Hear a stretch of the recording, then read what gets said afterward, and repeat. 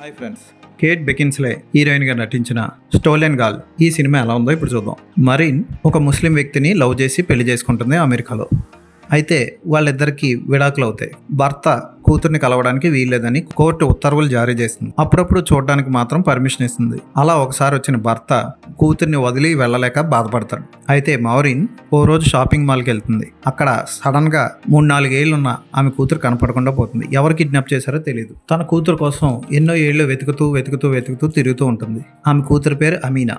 అయితే ఈ క్రమంలో ఎంతో మంది తప్పిపోయిన పిల్లల్ని కాపాడి వాళ్ళ అమ్మ నాన్నల దగ్గరికి చేరుస్తుంది. అలాంటి సమయంలో మిడిల్ ఈస్ట్ లో అమీనా ఉందని తెలుసుకుంటుంది. ఆమెను ఎత్తుకెళ్ళింది ఎవరు, ఆమెను ఎలా విడిపించి తీసుకొచ్చింది, ఆమె వచ్చిందా లేదా, 10 ఏళ్ల తర్వాత తన కూతురు గుర్తుపట్టిందా లేదా అన్నది సినిమా చూసి తెలుసుకోవాలి.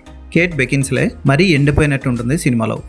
అఫ్ కోర్స్ ఆమెకి ఏజ్ పెరిగిపోవడం వల్ల అలా అనిపించవచ్చు, కానీ యాక్షన్ సన్నివేశాలు, సెంటిమెంట్ సన్నివేశాలు చాలా డీసెంట్ గా చేసింది. ఆమె కూతురు అమీనా పాత్రలో అలెజాండ్రా హోవార్డ్ ఓకే అనిపిస్తుంది. ఆమె భర్త కరీం పాత్రలో ఆర్విన్ కనానియన్ ఓకే అనిపిస్తాడు. ఆమె అసిస్టెంట్లుగా కాల్ రాబిన్సన్ పాత్రలో Jordan Duvigneau, Scott Eastwood okay అనిపిస్తారు. ఫోటోగ్రఫీ బాగుంటుంది, యాక్షన్ సన్నివేశాల చిత్రీకరణ బాగుంటుంది, ఎడిటింగ్ బాగుంటుంది, బ్యాక్గ్రౌండ్ మ్యూజిక్ ఓకే అనిపిస్తుంది. ఈ సినిమా ఇంగ్లీష్లో రిలీజ్ అయింది.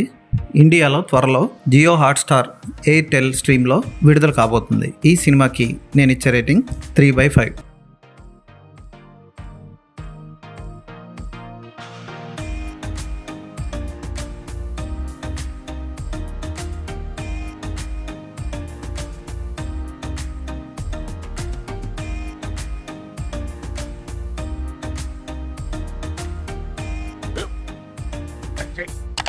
స్కూల్ బెంచ్ లో ఎంత గట్టిగా ఉందరా?